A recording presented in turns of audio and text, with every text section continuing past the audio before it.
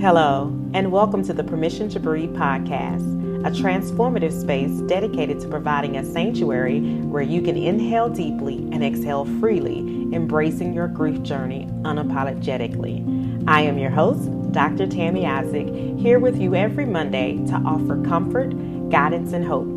Together we'll navigate this path, finding moments to pause, reflect, and breathe. Let's begin this journey side by side.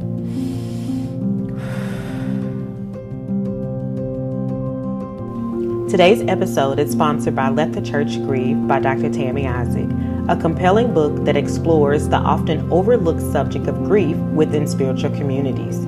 Dr. Isaac combines personal antidotes with theological insights, providing a compassionate framework for understanding and addressing grief collectively. This book emphasizes the need for spiritual leaders to create safe spaces for mourning and guides congregations through the grieving process with faith and empathy.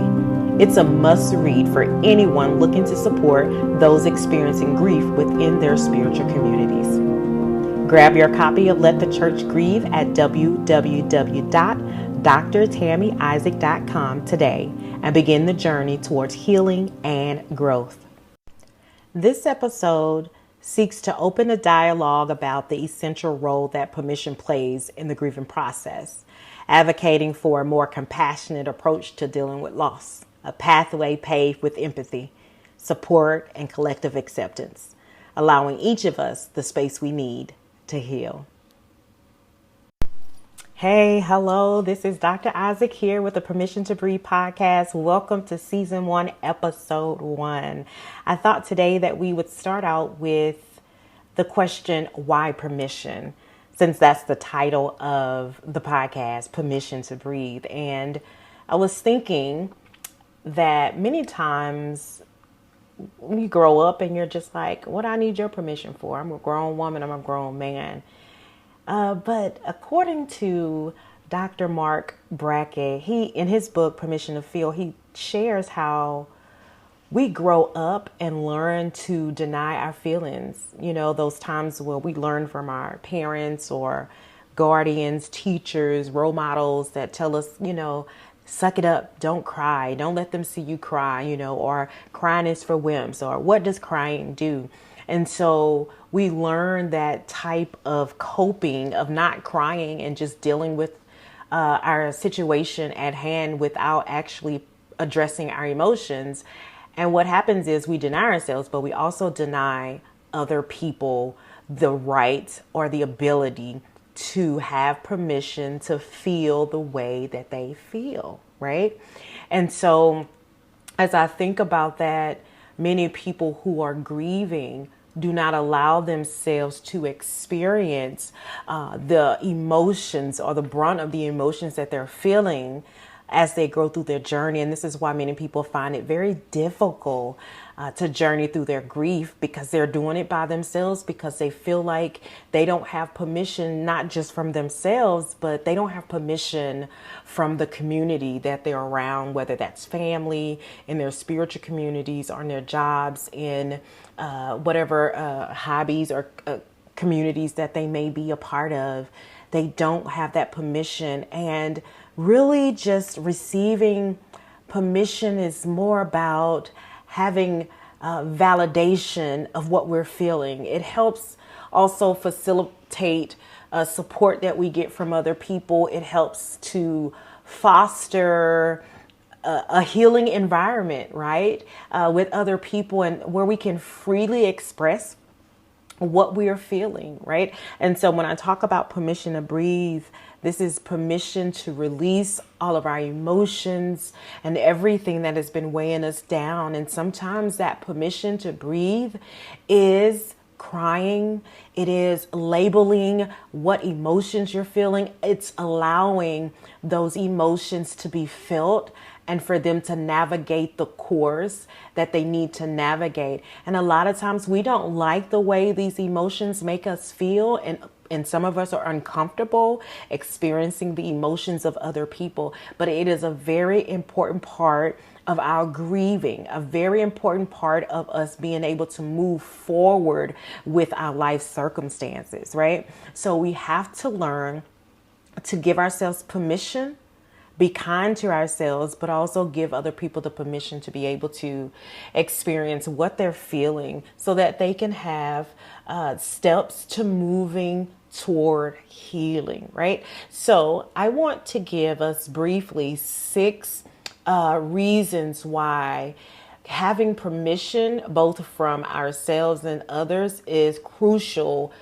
to our grieving journey. So the first one I have written here is emotional validation. I just said a little bit about that a moment ago. So grief is a natural response to loss, right? Sometimes we don't want to recognize that this is natural, but grief is natural and it's okay and it's healthy, right?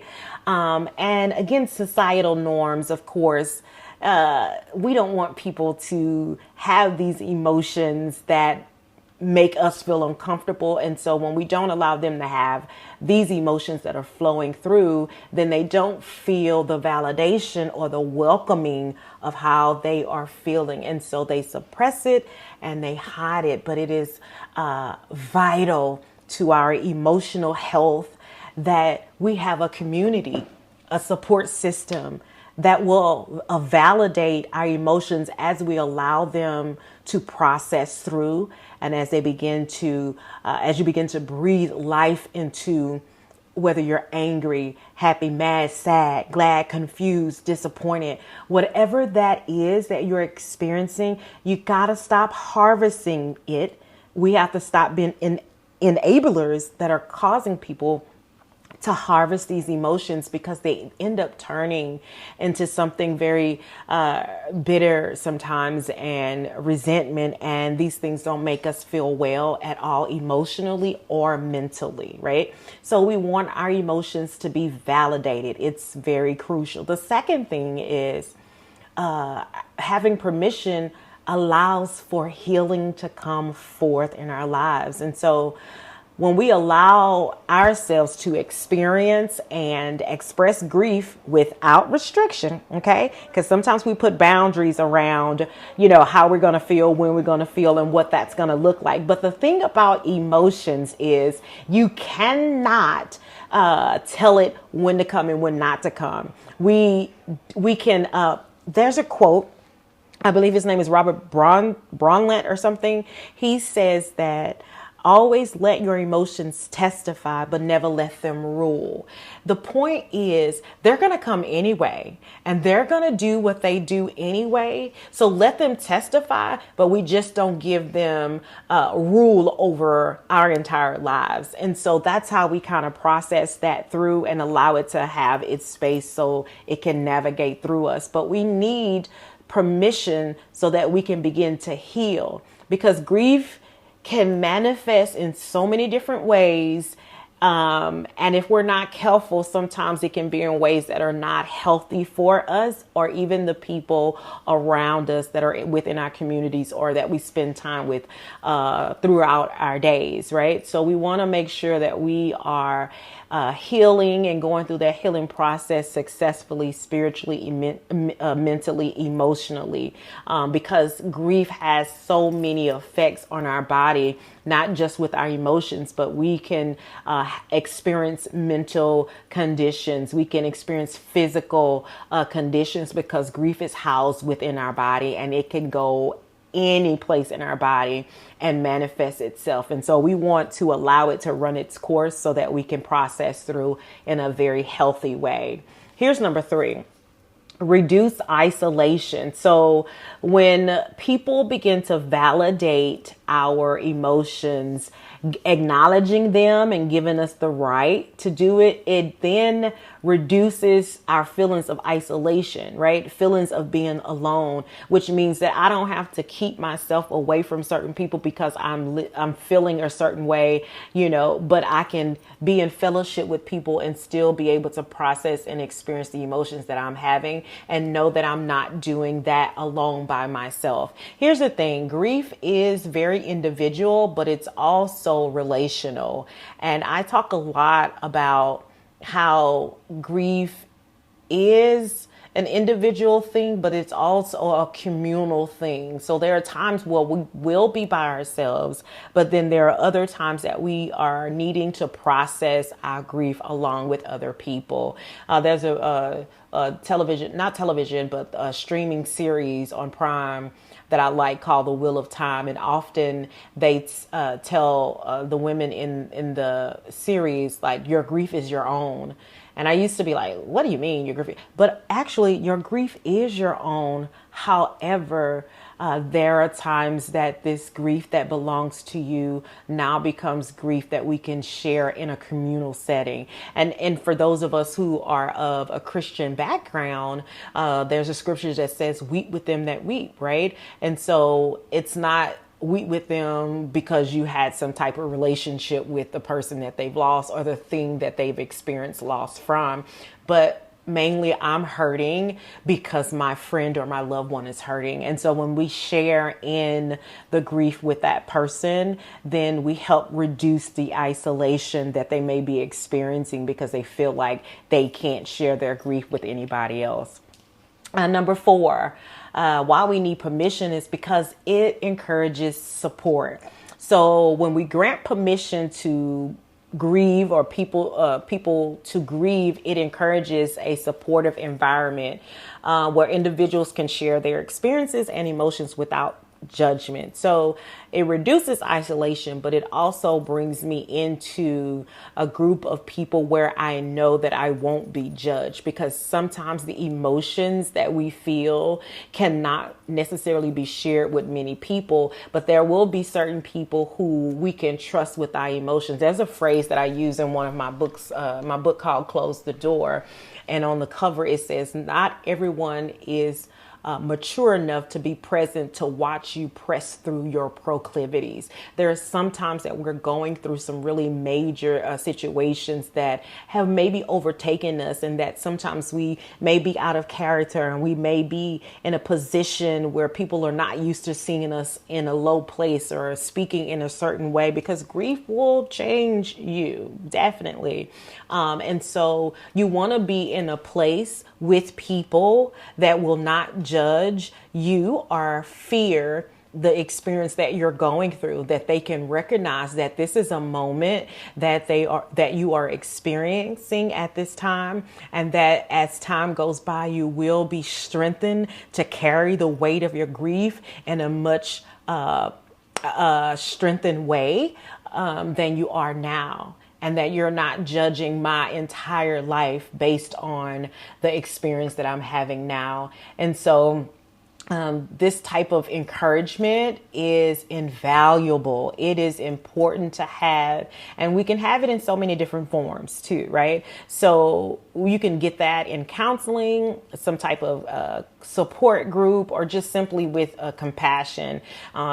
I do think a lot about in our communal settings, we want to get that from our spiritual communities wherever we are. And so that's why I'm a big proponent about having your spiritual communities being educated on grief and being aware of how to support people through grief, and also being knowledgeable about what grief looks like and how it can change. And you can know nothing until you actually experience it. Okay, so are you grieving and feel like you're struggling alone? You don't have to walk this path by yourself. Book a virtual session with Dr. Tammy Isaac at Breathe Grief Counseling Center. Visit us online at www.breathegriefcounselingcenter.com. Dr. Isaac will help you put your emotions into words. She'll help you reduce the feeling of isolation. She'll help you understand that everyone grieves differently, and also help you prevent unhealthy coping mechanisms. Take control of your life with world-class counseling sessions today with Dr. Tammy Isaac. So far, we talked about how permission to grieve allows us to have emotional validation. 2, it allows us to go through our healing process. 3, it reduces our isolation. And then 4, it encourages support from those who don't judge us or fear what we're going through. Here's the 5th one: culture and personal acceptance. So different cultures have different norms regarding how they express their grief, how they experience it, right? So permission can sometimes be needed to step outside of those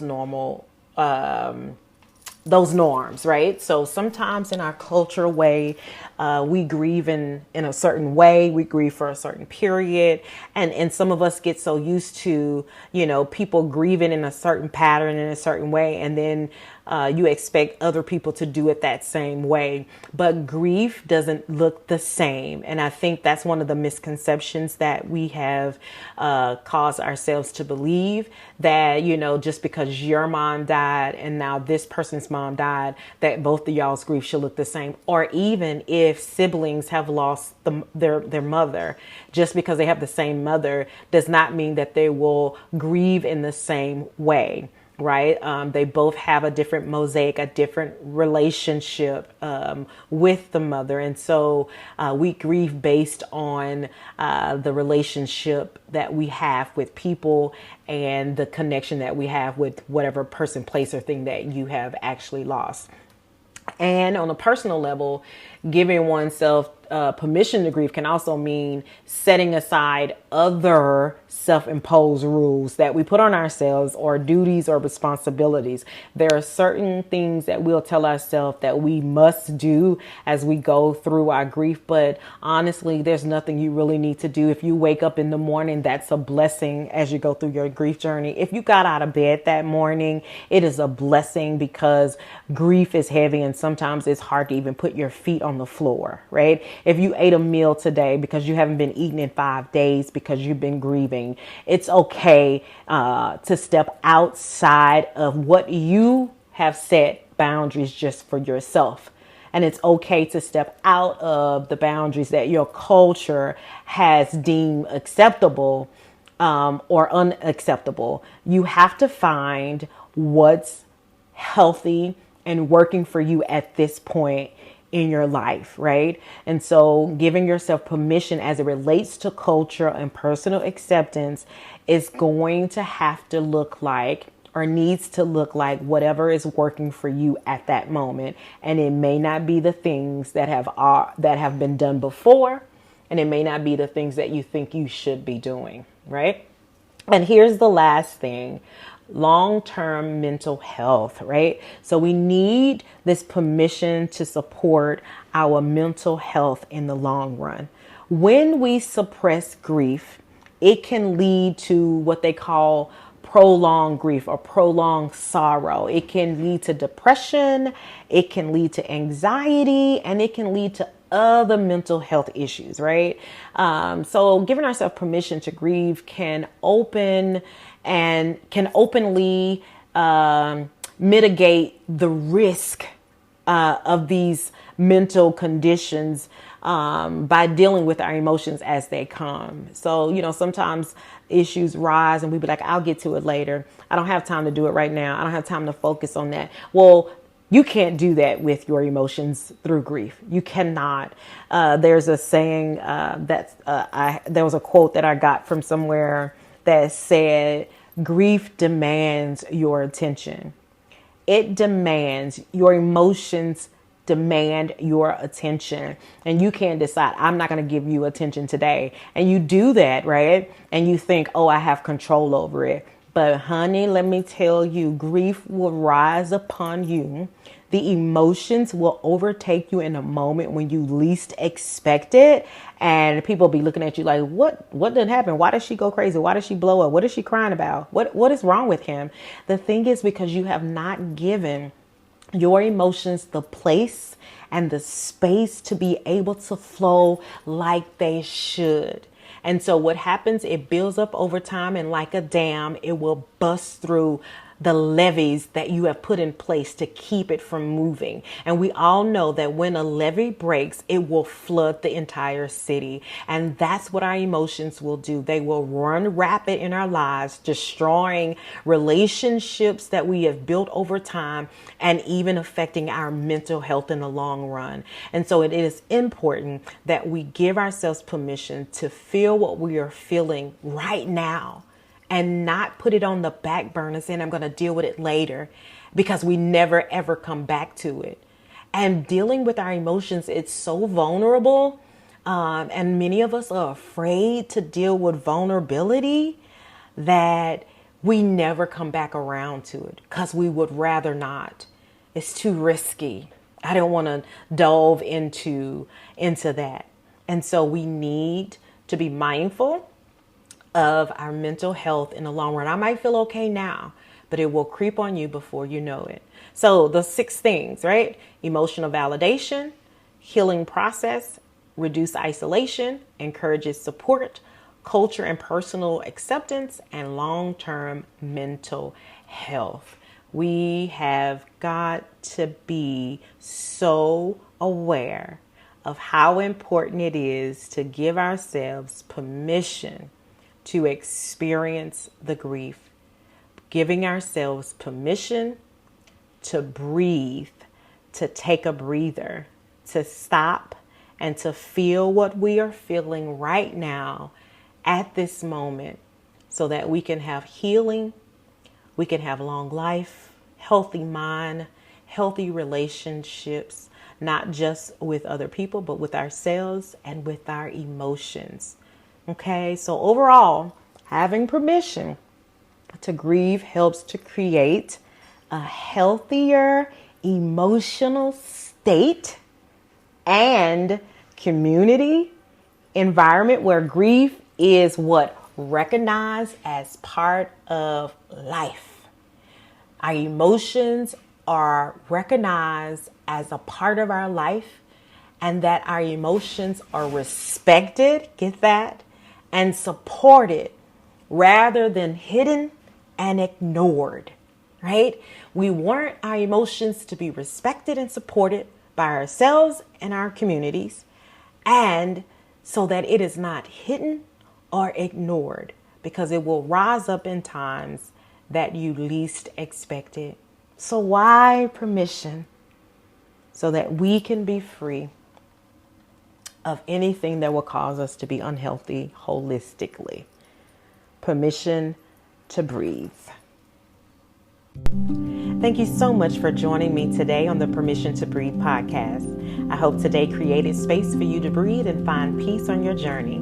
I invite you to join me again next Monday for another episode as we continue to navigate this path together. Don't forget to like, subscribe, and to share the podcast. Until next time, take care and keep breathing unapologetically.